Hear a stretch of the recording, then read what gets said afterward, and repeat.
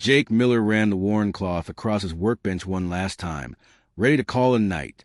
The overhead lights in his small repair shop hummed softly, casting long shadows across the cluttered space filled with spare parts, tools, and half-finished projects.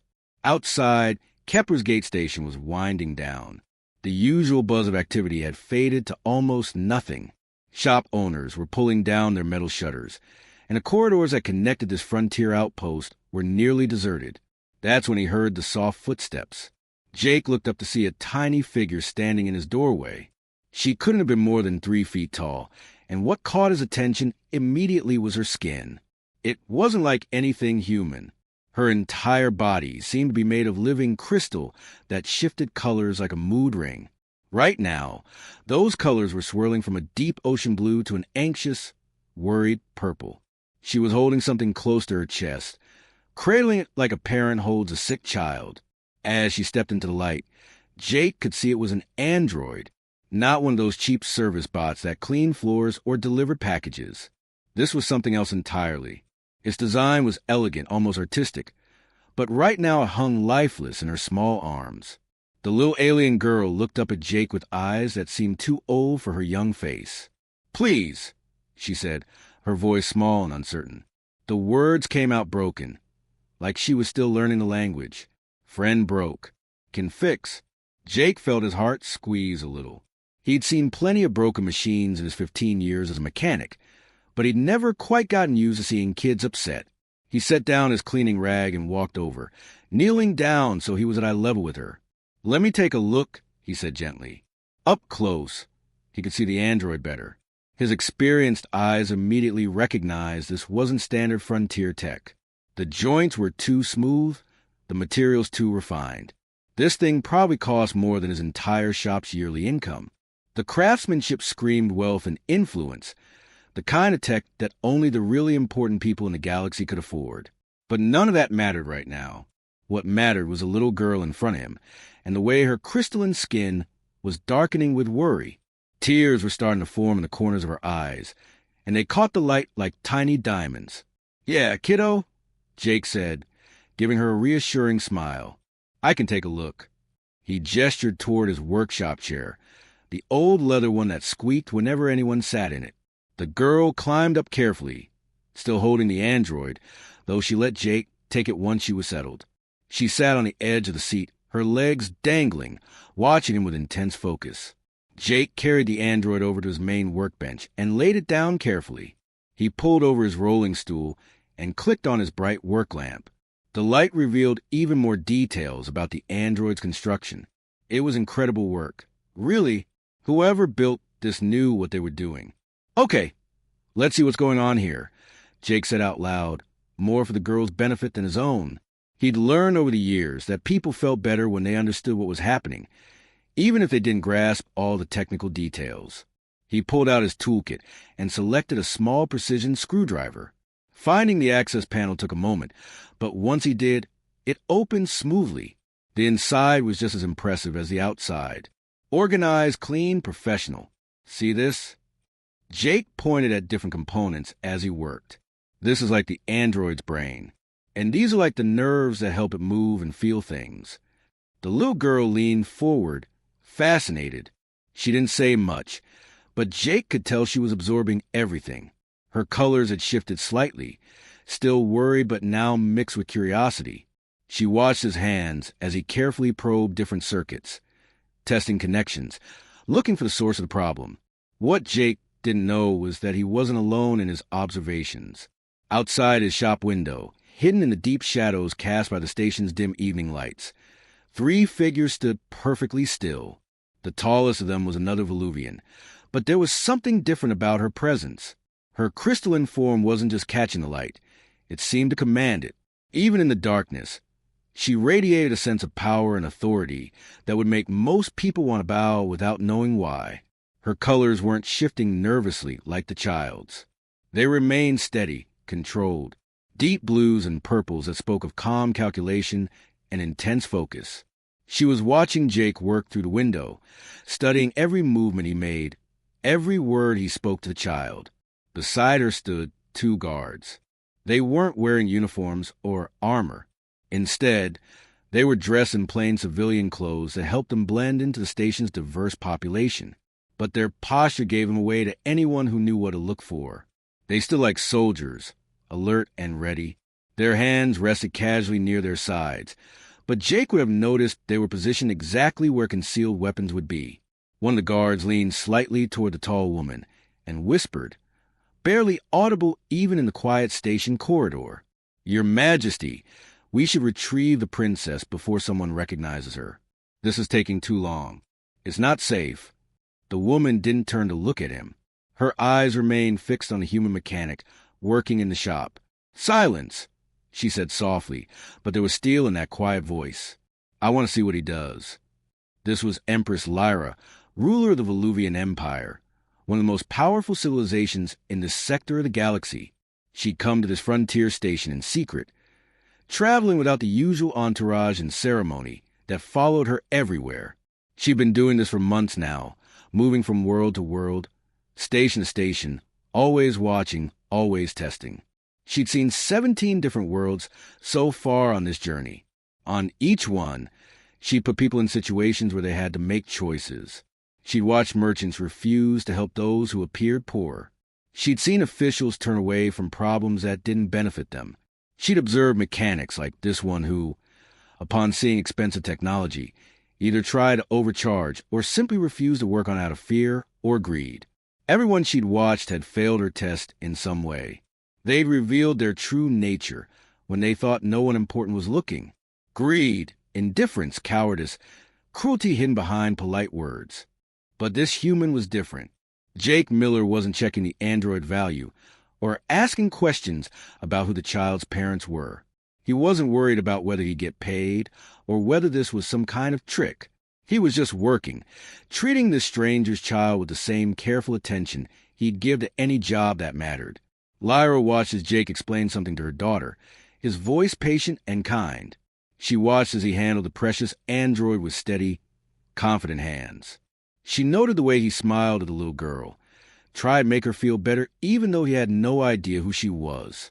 The Empress's colors remained steady, but inside, something was shifting. After 17 worlds of disappointment, she was finally seeing something different, something that gave her a small spark of hope about the character of beings in this vast galaxy. She continued watching in silence, waiting to see what this human would do next.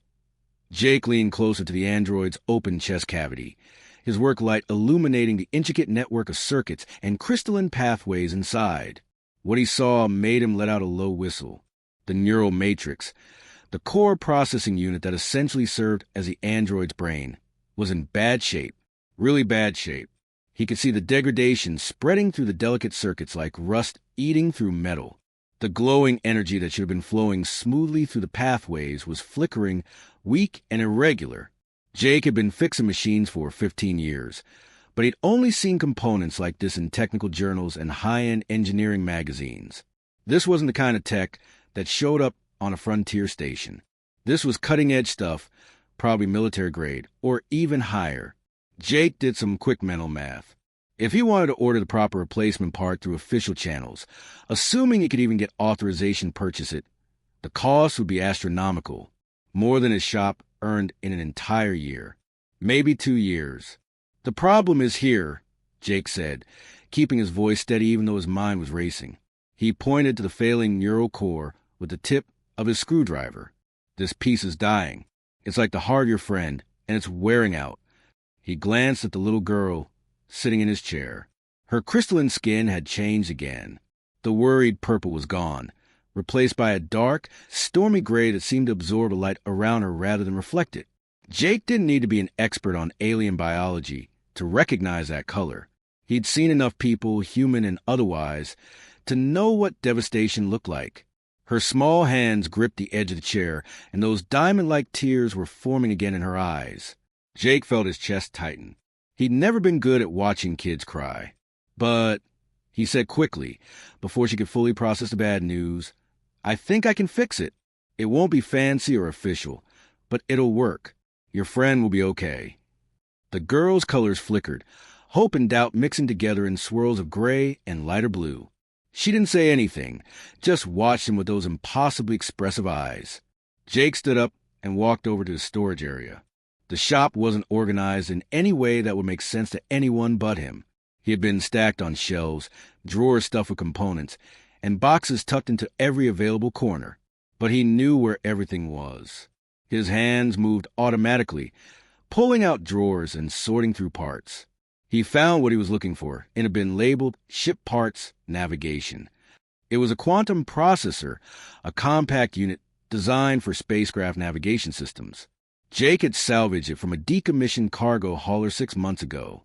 The ship was being scrapped, and he bought a bunch of parts at auction, thinking they might come in handy someday. He held the processor up to the light, examining it. This was going to be tricky. Human technology and Veluvian technology were built on completely different principles.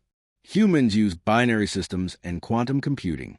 Veluvians use crystalline matrices and energy flow patterns. They were as different as steam engines and electric motors. But Jake had built his entire career on making incompatible things work together. When you worked on a frontier station where dozens of different species came through with their various technologies, you learned to improvise. You learned to see past the differences and find the underlying similarities. Energy was energy. Information was information. You just had to find a way to translate between the languages. Jake returned to his workbench and got to work. He pulled out his soldering iron, his wire cutters, and a dozen other specialized tools. He started carefully removing the dying neural matrix, being gentle with each connection. The little girl watched silently, her colors gradually shifting as she saw him working with such focus and care. The next 2 hours passed in intense concentration. Jake had to modify the quantum processor's output nodes to match the android's crystalline input receptors. He had to jury-rig a converter that could translate binary processing into energy flow patterns. He had to reroute several neural pathways to accommodate the different architecture. It was delicate work, the kind that made his eyes strain and his back ache from hunching over the workbench. He lost track of time completely, entering that state of flow where nothing existed except the problem in front of him and the tools in his hands. Several times he had to stop, step back, and think through a problem from a different angle. Once he nearly gave up, thinking the incompatibility was too great, but then he remembered the little girl waiting behind him and found another approach. Finally, after what felt like both minutes and days, Jake made the last connection. He held his breath and activated the power system. For a moment, nothing happened. The android lay still on his workbench, lifeless as before. Then, slowly its eyes began to glow. Soft at first, then brighter. The android's fingers twitched. Its head turned slightly. The android's eyes fully opened, and it sat up smoothly.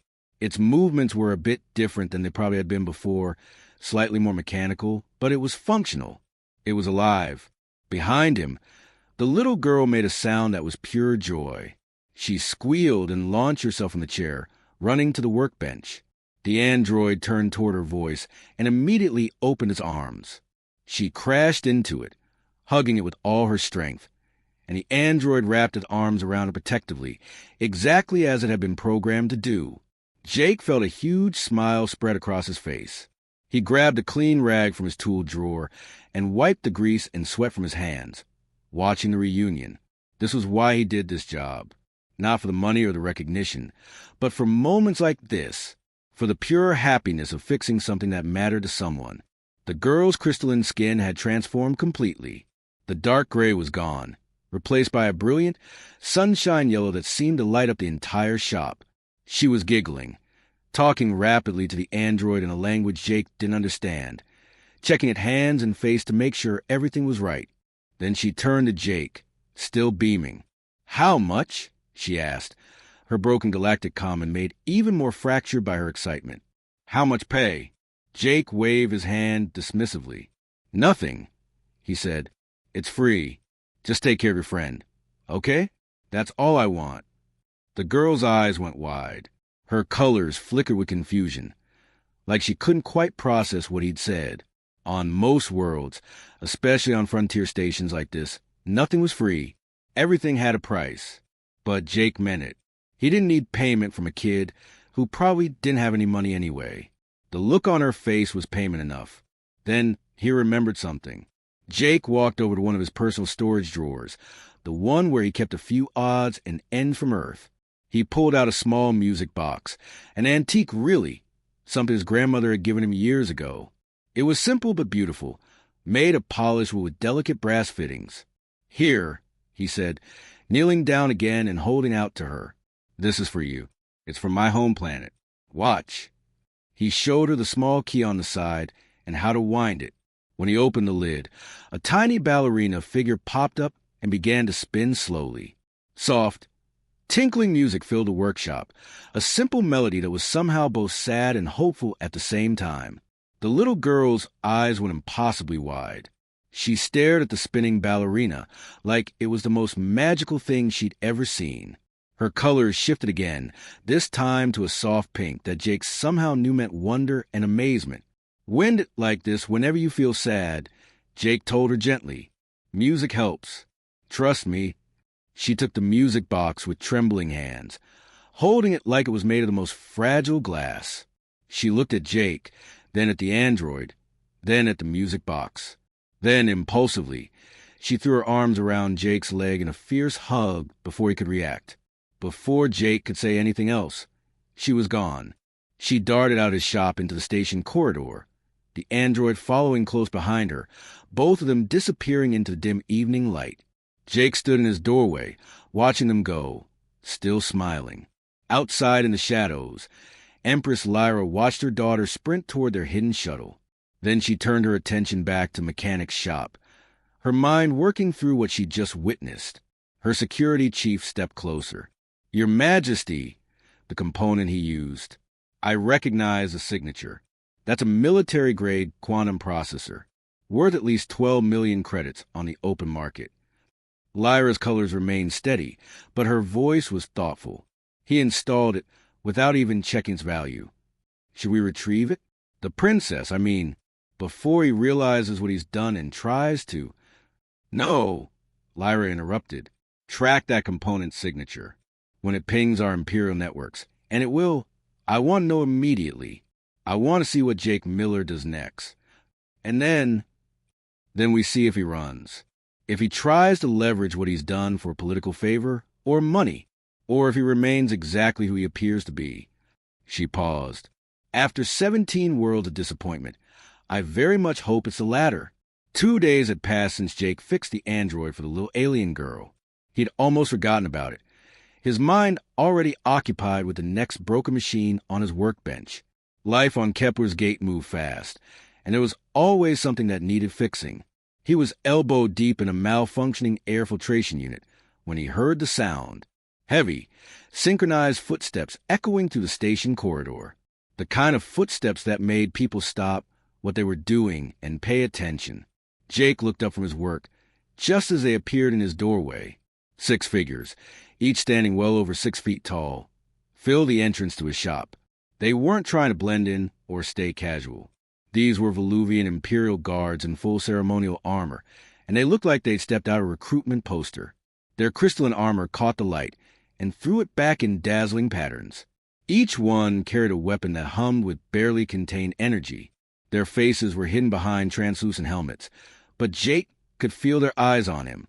The entire station seemed to hold its breath. Through a shop window, Jake could see people in the corridor freezing in place. Conversations died mid-sentence. Even the usual background hum of the station's machinery seemed quieter. Imperial guards showing up meant one of two things. Either something had gone catastrophically wrong, or something incredibly important was happening. Either way, someone's life was about to change forever, and judging by the fact that they were standing in his shop, that someone was probably Jake. His heart started hammering in his chest. His mouth went dry. He tried to think of what he could have possibly done to warrant this kind of attention. Had he accidentally bought stolen parts at that auction last month? Was there some regulation he'd violated without knowing? The lead guard stepped forward. His voice was deep and carried the weight of absolute authority. "Jake Miller?" "Yeah, that's me," Jake said, trying to keep his voice steady. He set down his tools slowly, not wanting to make any sudden movements. "Look, if this is about, you will come with us. Now." It wasn't a request. It wasn't even really an order. It was just a statement of fact, delivered in a tone that made it clear that arguing wasn't an option. Jake's mind raced through possibilities, each one worse than the last. The guards moved with practiced efficiency. They weren't rough with him. Nobody grabbed him or put him in restraints. But they positioned themselves around him in a way that made it absolutely clear he didn't have a choice in the matter. 2 in front, 2 behind, 1 on each side. It was a kind of formation used for prisoners or for protecting someone incredibly important. Jake found himself being escorted through the station. People pressed themselves against the walls as they passed, staring with wide eyes. Some looked sympathetic. Others looked curious. A few looked relieved that the guards hadn't come for them instead. They reached the docking section, an area Jake rarely visited. It was reserved for larger ships, the kind that wealthy traders and government officials used. And there, taking up an entire docking bay, was a ship that made Jake's breath catch in his throat. The Voluvian flagship was massive. It dwarfed everything else in the docking area. The hull was made of the same crystalline material as Voluvian skin, but on a scale that seemed impossible. It caught the station's lights and reflected them in ways that hurt to look at directly. The ship probably cost more than the entire frontier sector, maybe more than several sectors combined. Jake was led up a boarding ramp that felt like it was made of solid light. The interior of the ship was just as impressive as the exterior. Everything was clean, elegant, and clearly expensive. The walls seemed to glow from within. The air smelled fresh and carried a faint scent he couldn't identify, something floral and completely alien. He'd expected to be taken to a holding cell, maybe some kind of interrogation room with harsh lights and uncomfortable chairs, or perhaps a formal throne room where he'd be presented before some official to answer for whatever crime they thought he'd committed. Instead, the guards brought him to a private chamber that looked more like a luxury apartment than anything else. Soft, warm light filled the space. Comfortable furniture was arranged in conversational groupings. One wall was entirely transparent, offering a stunning view of the station and the stars beyond. And there, sitting on the floor in the middle of the room, was the little girl from his shop. She was playing with her android, making it walk in circles and do little dances. Next to her, sitting carefully on a cushion, was the music box he'd given her. She looked up when the guards entered, and her crystalline face lit up with recognition. "Hello again, Mr. Jake," she called out happily, waving with both hands like they were old friends meeting by chance. Jake's brain struggled to process what he was seeing. The little girl looked completely at home here, comfortable and safe. This wasn't a rescue situation. She belonged here. One of the guards stepped forward and spoke in a formal, ceremonial tone. "Your Majesty, the human Jake Miller." Jake's head whipped around at those words. "Your Majesty." His eyes searched the room and landed on a figure he hadn't noticed before. She'd been standing near the transparent wall, looking out at the stars, but now she turned to face him. She was tall, even for a Voluvian, and carried herself with a kind of natural authority that made people want to stand up straighter in her presence. She wore flowing robes that seemed to be made of liquid light, constantly shifting colors and patterns that were mesmerizing to watch. Jake suddenly remembered the shadows outside his shop 2 nights ago, the figure watching from the darkness. He hadn't seen her clearly then, but he recognized something about her presence now. Her crystalline skin cycled through colors that Jake couldn't begin to interpret, blues and purples and golds flowing across her form in complex patterns. Her face was regal, beautiful in an otherworldly way that made it hard to look directly at her. "Please sit," she said. Her voice was smooth and controlled, every word precisely measured. "I believe we have much to discuss, Mr. Miller." Jake's legs suddenly remembered they were capable of movement, mostly because they were threatening to give out entirely. He stumbled to the nearest chair and sat down heavily. His mind was putting pieces together, pieces that should have been obvious from the moment the Imperial Guard showed up. "That's—" Jake's voice cracked. He cleared his throat and tried again, pointing at the little girl still playing happily on the floor. "That's your daughter." The woman inclined her head slightly, a gesture that somehow conveyed both confirmation and amusement.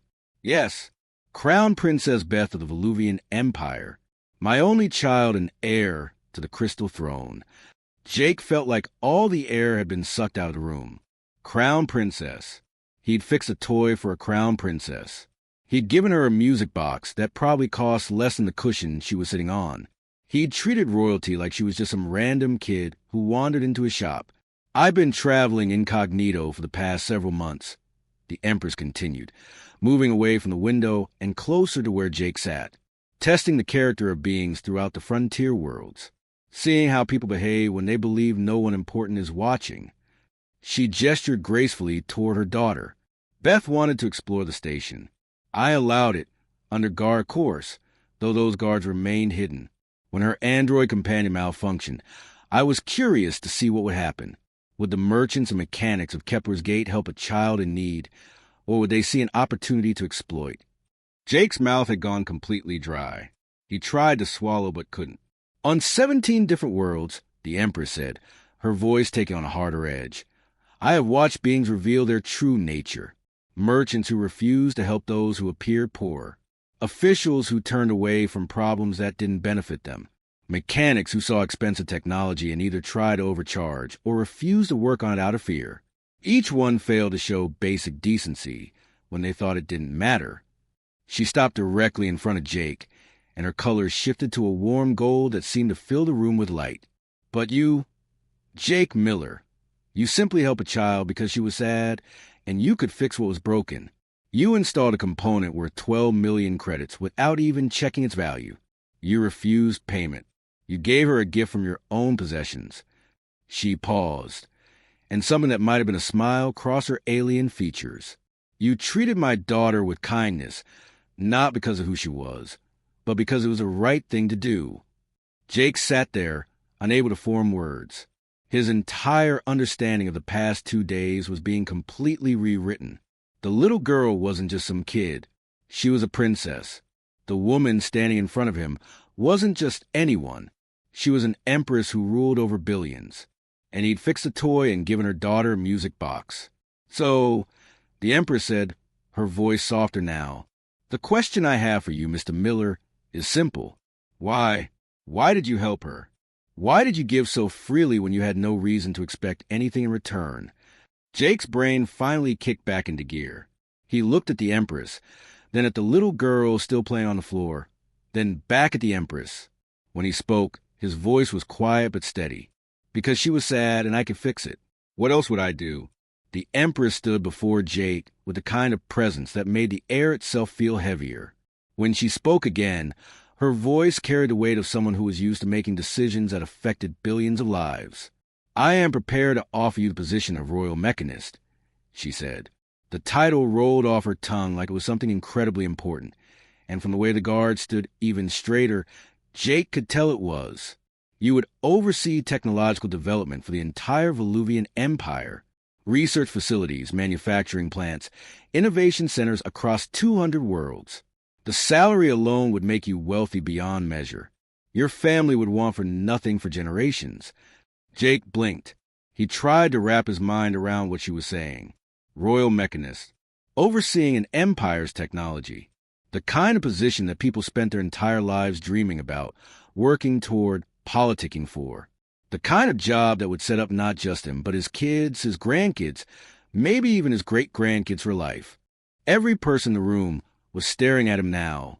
The guards, though their faces were hidden behind their helmets, had all turned slightly in his direction.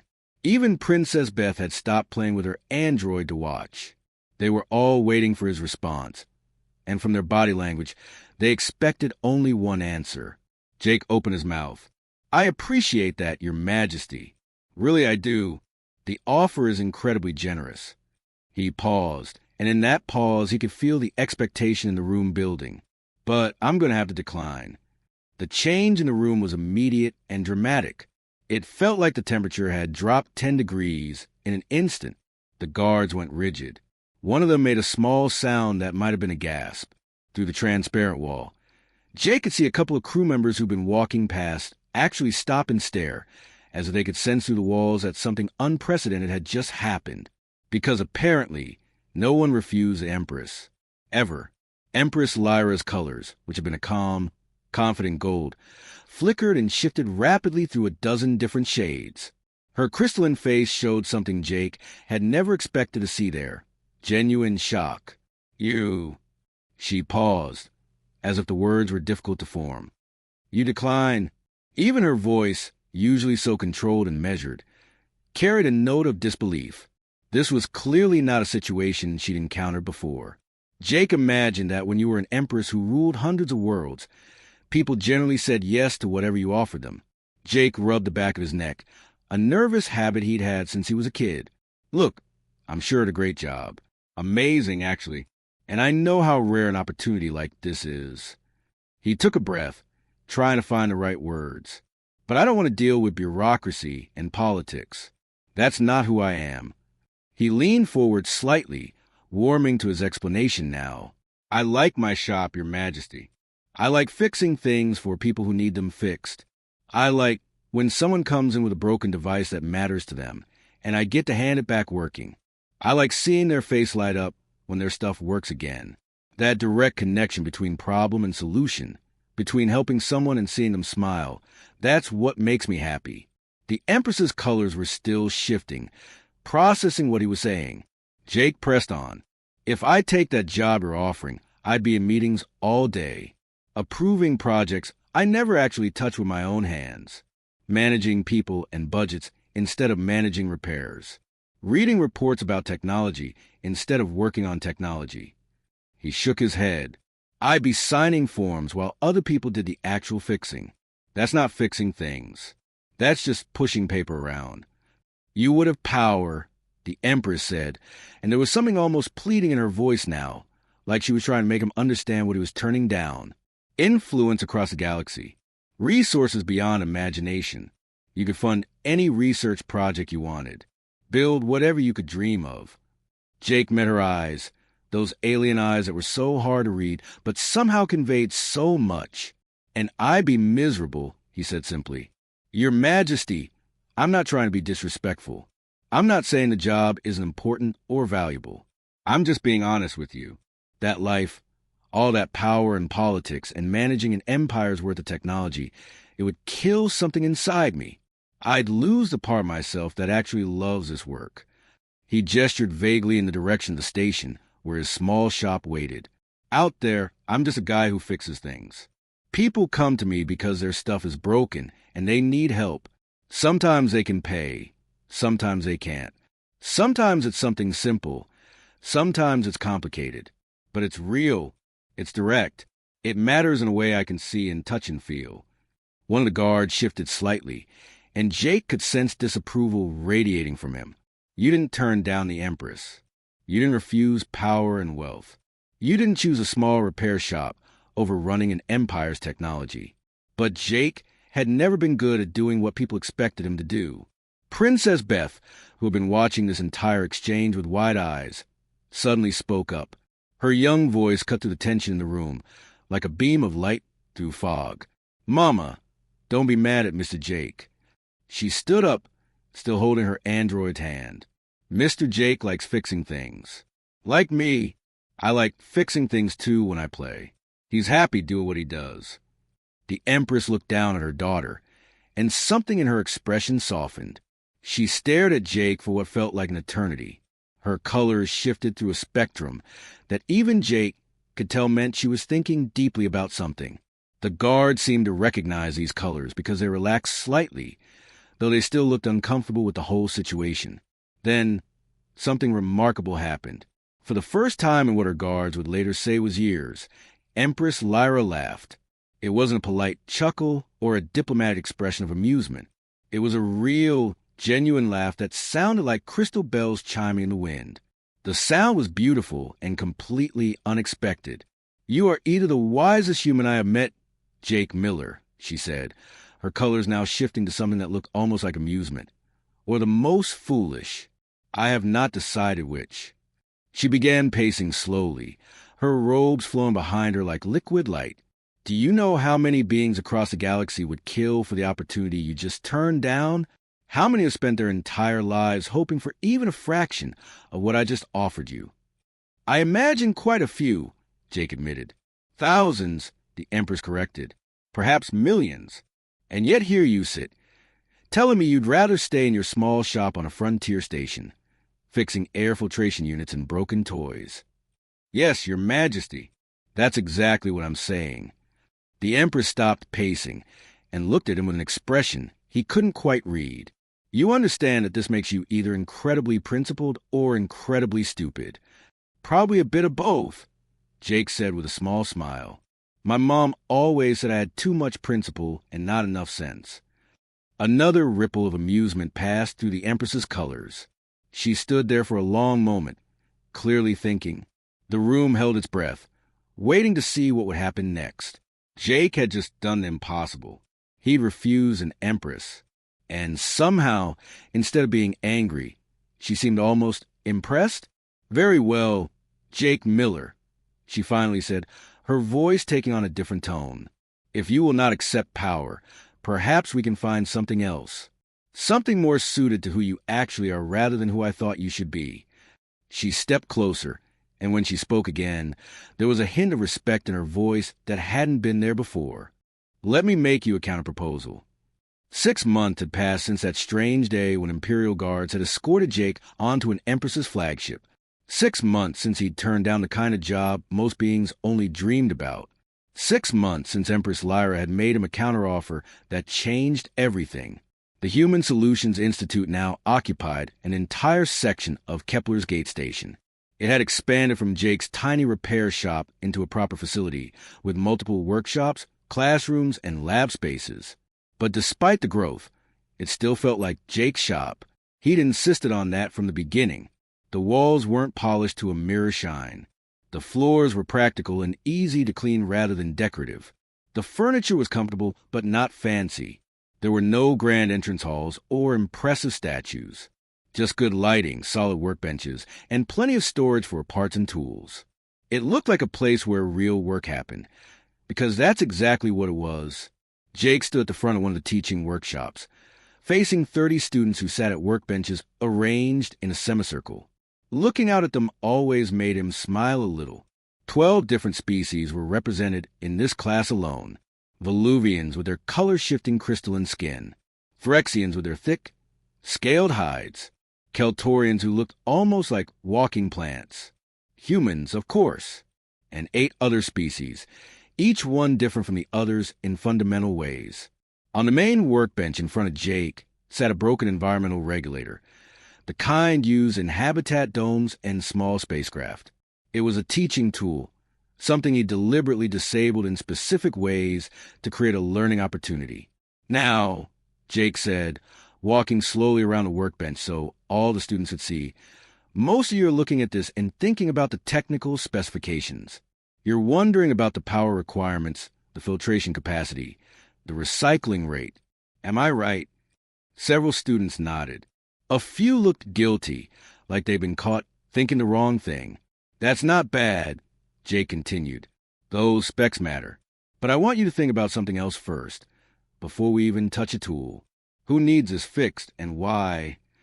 A young Voluvian student, her colors shifting to bright blue, that meant she was eager to participate, raised a crystalline hand. Jake had learned to read Voluvian colors over the past months. This student was one of many that the Empress had personally sponsored to attend the Institute. Yes, go ahead, Jake encouraged. It provides breathable air to a habitat. The student said confidently. It processes the atmosphere and removes toxins while adding necessary gases. Right, exactly right. Jake nodded. So what's the real problem here? What are we actually fixing? The student hesitated, her colors flickering with uncertainty. The regulator? Think deeper, Jake prompted gently. If this regulator is broken, what happens? Another student, a human named Danny from one of the outer colonies, spoke up. People can't breathe? Or the air gets bad? Exactly. Jake's face lit up. This was a moment he loved, when students started to see past the machine to the purpose. The technical problem is just a barrier to the real problem. When you fix things, you're not really fixing objects. You're fixing people's lives. You're making it so someone can breathe clean air or travel safely, or talk to their family across the galaxy, or keep their food cold, or whatever that thing does for them. He let that sink in for a moment, watching the students process the idea. "Remember that," Jake said seriously, "and you'll make better choices about how to fix them. You'll prioritize differently. You'll think about the person waiting for this repair, not just the machine in front of you. That changes everything." What Jake didn't know was that he was being watched. At the back of the classroom, partially hidden by the doorway, Empress Lyra stood with Princess Beth beside her. These visits had become a regular occurrence over the past months. Sometimes they were official with announcements and ceremony. More often, like today, they were quiet and unannounced. The Empress simply wanted to watch Jake teach, to see the institute that her funding had helped create. Beth, who had grown noticeably in 6 months and now came up to her mother's waist, tugged gently on the Empress's robes. "Mother," she whispered, trying to keep her voice down, "why do you value Mr. Jake so much?" Lyra glanced down at her daughter, but kept most of her attention on the classroom. Beth continued, her young voice filled with genuine curiosity. "Commander Ryan is stronger than Mr. Jake. He can lift heavy things and fight. Dr. Hayes is smarter. She knows about medicine and science. Admiral Thompson commands entire fleets of ships across the galaxy. But you come here to watch Mr. Jake teach people how to fix things. Why?" The Empress was quiet for a moment, her colors shifting as she considered how to explain this to her daughter. Then she knelt down so she was at eye level with Beth, her robes pooling around her on the floor. Her colors shifted to a warm amber, the shade that Beth had learned meant her mother was about to teach her something important. "Because my daughter," Lyra said softly, "humans possess something that cannot be built, programmed, or commanded into existence. They choose compassion not because they must, but because they believe they should. They help others not for reward or recognition, but simply because someone needs help." She gestured toward the classroom where Jake was now getting his students to form teams. "Commander Ryan is strong because we trained him to be strong. Dr. Hayes is intelligent because she studied for decades. Admiral Thompson commands fleets because we gave him that authority. But Jake Miller?" The Empress's colors deepened with something that looked like respect. "Jake Miller chooses to care. He chooses kindness.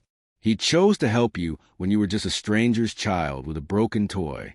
That choice, that fundamental decency, that is a power greater than any empire I rule."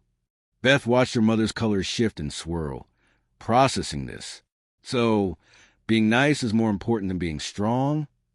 "Being genuinely compassionate," Lyra corrected gently, "when no one is forcing you to be, when there's no reward for it, when it would be easier to ignore someone's problem. That takes a different kind of strength, the kind that can't be taught through normal means.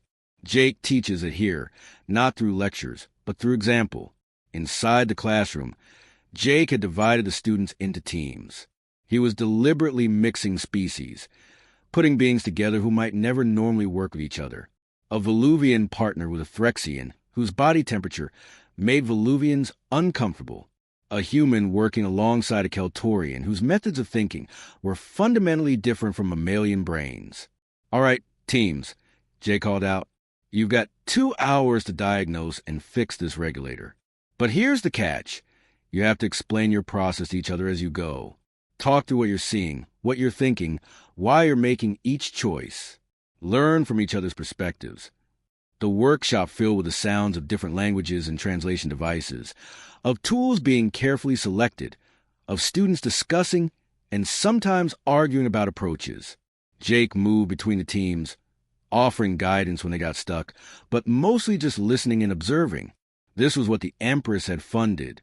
Not just a repair school, but a place where beings from across the galaxy learned to work together, to see problems from multiple angles, to understand that there were many valid approaches to fixing what was broken. Word of the Institute had spread far beyond Kepler's Gate. Representatives from 7 different empires had visited over the past months, their ships docking at the station and their delegations touring facilities. At first, Jake thought they were coming for the technology. The Institute did have access to impressive equipment, thanks to Voluvian funding, but that wasn't what drew them. They came to understand the human approach that had so impressed Empress Lyra. They came to study Jake's methods, to figure out what made this place different from the thousands of technical schools across the galaxy. Some of them tried to hire Jake away, offering salaries that made the Empress's original offer look modest. Others attempted to steal his teaching methods, sending spies disguised as students or support staff. A few tried to simply copy the Institute structure, building similar facilities on their own worlds. All of them failed to understand what actually made the Institute work. It wasn't the methods or the curriculum or the equipment. It wasn't even really about Jake himself, though his presence mattered. What made the Institute special was something simpler and more profound. It was built on the principle that caring enough to help someone was more important than profit, prestige, or power. As the class period wound down and students began successfully repairing their environmental regulators, Jake gathered them back together for a final thought. "Remember," he said, looking at each face in turn, "the most sophisticated repair in the galaxy starts with the simplest principle, caring enough to try. If you remember nothing else from your time here, remember that. The person who brought you their broken device trusted you with something that matters to them. Honor that trust. That's what being a good mechanic really means." The students filed out, chattering excitedly about what they'd learned. Some were already planning to stay late in the workshops, wanted to practice more. Others were debating approaches, their different perspectives creating conversations that would have been impossible 6 months ago. Jake started cleaning up the workspace, a habit he'd never lost despite now having assistants who could do it for him. As he worked, he heard soft footsteps behind him. "Mr. Jake." Princess Beth's voice called out. He turned to see her running toward him, the Empress following at a more dignified pace. Beth held up her android, which still worked perfectly. "I came to show you. My friend still works great." "I'm glad," Jake said, smiling. "And the music box?" "I play it every single night," Beth said seriously. "Just like you told me. When I feel sad, I wind it up and it makes me feel better." The Empress reached them, her colors warm and approving. "The Keltorian Federation has requested your consultation, Jake Miller. They're facing a crisis with their refugee habitat systems. They're offering a substantial fee for your expertise." Jake wiped his hands on his coveralls. Even though he now ran an institute, he still wore the same practical work clothes he always had. "Will it help people?" "Thousands," Lyra confirmed. "Then, yeah, I'll do it. But keep the fee. Put it toward scholarships or expanding the student program or something useful." The Empress's colors shifted to that gold shade that Jake had learned meant approval and perhaps a touch of exasperation. "You never change, Jake Miller. We've had this conversation about fees at least a dozen times." "Why would I change?" Jake asked simply. "I'm doing what I'm good at. I'm helping people. That's all I ever wanted." As the Empress and her daughter prepared to leave, Beth turned back one more time. "Mr. Jake, when I grow up and become Empress, I want to build more places like this. Everywhere." Jake's smile widened. "I think that's a great idea, kiddo." After they left, Jake stood alone in his workshop, surrounded by the tools and workbenches and evidence of a day spent teaching. Through the windows, he could see Kepler's Gate Station stretching out in all directions, full of people living their lives, dealing with their problems, needing help with 1,000 different things. A station worker appeared in his doorway, holding a small service droid that clearly wasn't functioning properly. "Excuse me, are you Jake Miller? This bot stopped working, and I can't afford the official repair prices. Someone said you might." "Sure," Jake said, gesturing him in. "Let's take a look." The worker hesitated. "I should tell you, I really can't pay much.